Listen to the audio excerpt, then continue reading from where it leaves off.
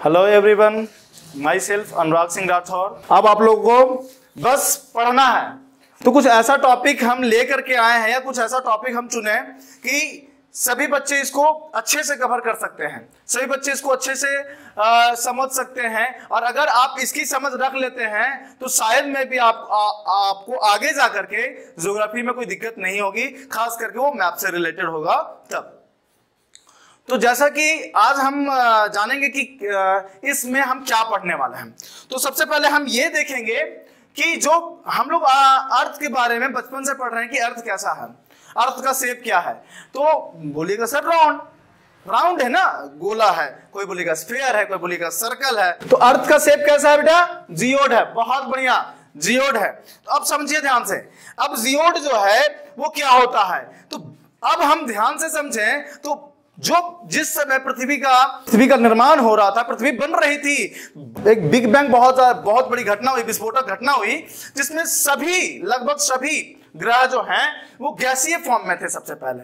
अब गैसीय फॉर्म में थे ही, इसी टाइप का आपका पृथ्वी फॉर्म में आ गया। मतलब एकदम एक्चुअल देखा जाए तो वो एकदम से गोल नहीं है। गोल काहे नहीं है, इसका रीजन है वो गोल क्यों नहीं है। अब बाबू देखो, पृथ्वी इतना बड़ा चीज है, अब कहीं कहीं एकदम से बहुत बड़ा हिमालय पर्वत हो जाता है, कहीं बहुत पहाड़ है, कहीं नीचे महासागर है, धंस गया है। अरे बाबू बहुत सी लेवल है, मान लिया जाए कि यहाँ पे धंसा हुआ है, तो धंसा हुआ तो इन्हें पानी भर गया, उठा हुआ है तो यहाँ पे पानी भर गया, इन्हें उठा हुआ है तो ये पहाड़ बन गया, फिर थोड़ा सा धंसा था, फिर पानी, फिर उठा लेता, फिर पहाड़, ऐसे करते करते करते करते अगर हम एक रह जाए तो लगभग ये गोला दिखेगा हमको।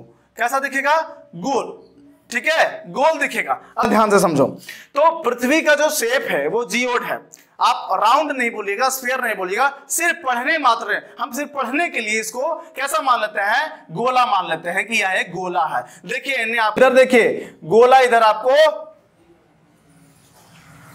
ठीक है, एक बना लिए हैं। अब पृथ्वी का आकार कैसा है? जियोड। अब इसको हम पढ़ने के लिए गोला कर लेते हैं, तो यहां पे समझिएगा कि पृथ्वी का शेप यही शेप है, पृथ्वी का ऐसा ही शेप है, और इसी शेप को हम लोग पढ़ते हैं। तो एक्चुअल में हम ले लेते हैं, ऐसा शेप ले लेते हैं कि पृथ्वी गोलाकार है। गोलाकार को स्फीयर बोलते हैं, अंग्रेजी में क्या बोलेंगे? स्फीयर। तो यहां पे हम एक लाइन लिखे होंगे, यहां पे एक लाइन लिखे हैं, the shape of our earth is geoid, the shape of our earth is geoid. अब हमारे पृथ्वी का आकार जियोड है। तो अब पृथ्वी को गोला मानने के बाद हम इस पे दो इमेजिनरी लाइन खींचते हैं, एक्चुअल में नहीं खींचा जाता है। अगर एक्चुअल में आप खींचिएगा कि जाकर के कुदाल उदाल लेकर के किसी के खेत में चले गए, हम अछांस खींच रहे हैं, तो बोलेगा ए बाबू आलू कबाड़े ला है, भाग मार के भगा देता है ना। तो वो और चीज नहीं है, ये लगा माना गया सिर्फ है कि इधर से एक इमेजिनरी लाइन खींच रहे हैं। कैसा लाइन खींच रहे हैं? Imaginary line. इमेजिनरी लाइन मतलब काल्पनिक रेखा,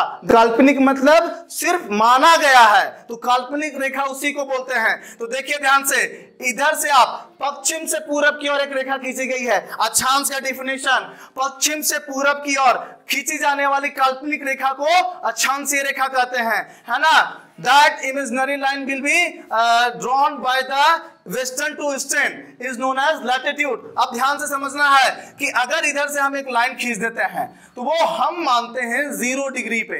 कितना मानते हैं बाबू? 0 डिग्री। अब एक चीज और समझाना इसमें से भूल गए कि ये इमेजिनरी लाइन जो खींचा गया है वो जियोड के AMSL से खींचा गया है। AMSL क्या है? AMSL क्या है? अब ध्यान से समझना, AMSL क्या होता है? A से मतलब होता है अब, एक से मतलब होता है अब, ए से मतलब अब मतलब ऊंचा, और एम से होता है मीन। मीन का मतलब देखो तो औसत। एम से होता है एभव, और एम से हो जाता है मीन, और एस से मतलब होता है सी का लेवल, ये हो गया। तो सी क्या होता है? एस से बेटा सी, ठीक है, और एल से हो गया लेवल, लेवल जो ऊपर गया है ना, LEVEL। लेवल मतलब स्तर ही होता है, एक से दूसरे जगह जा रहे हैं वही लेवल हो जाता है। अब ध्यान से देखो, MSL के द्वारा पृथ्वी को गोल दर्शाया गया है ना।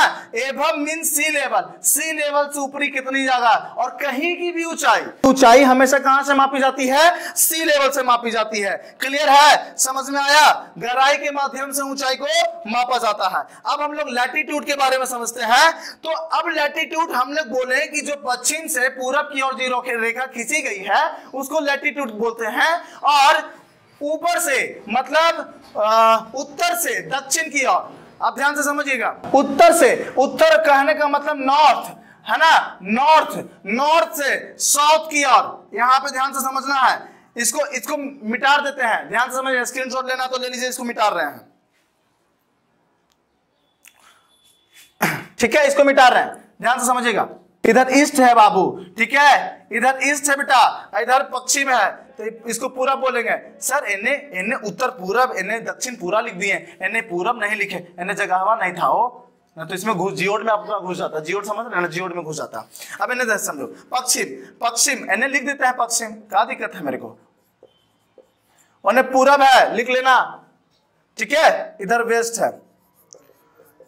अब पश्चिम से पूरब की ओर खींची जाने वाला रेखा लैटिट्यूड, अक्षांशीय रेखा, और उत्तर से दक्षिण की ओर खींची जाने वाली रेखा वो देशांतरीय रेखा है। अब सबसे पहले हम लोग समझते हैं खगोलीय पिंड, ठीक है। अब सबका एक पोल होता है, तो ऊपर से एक हो जाता है नॉर्थ पोल और नीचे से होता है साउथ पोल। अब पोल मन समझना, पोल कहने का मतलब होता है ध्रुव, तो उत्तर ध्रुव और दक्षिण ध्रुव, ठीक है। तो ध्रुव कितने हैं पृथ्वी पर? ध्रुव 2 हैं, उत्तरी ध्रुव और दक्षिणी ध्रुव, north pole and south pole. Pole बोल रहे बेटा, एक नॉर्थन पोल एक साउथर्न पोल, ठीक है। तो एक उत्तरी ध्रुव एक दक्षिणी ध्रुव आ गया। अब ध्यान से समझना, अब जो बेटा हम यहां से समझना, जब हम इसको इमेजिनरी लाइन के द्वारा इधर से काटे थे, ये गोला को काट दिए थे, स्फीयर मतलब गोला है ना, स्फीयर मतलब गोला को, ये अक्षांशीय लाइन से इसको काट दो।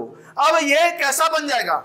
अब ये कैसा बन जाएगा? देखो कुछ 2 डिजाइन ऐसे निकल के आएगा, एक ऊपर में डिजाइन बन के निकल के आएगा, एक नीचे में डिजाइन बन के निकल के आएगा, है ना। तो ऊपर वाला डिजाइन अगर नीचे वाले को मिटा देते हैं, कुछ देर के लिए हम नीचे वाले को मिटा देते हैं, ये आपका हो गया अर्धगोला।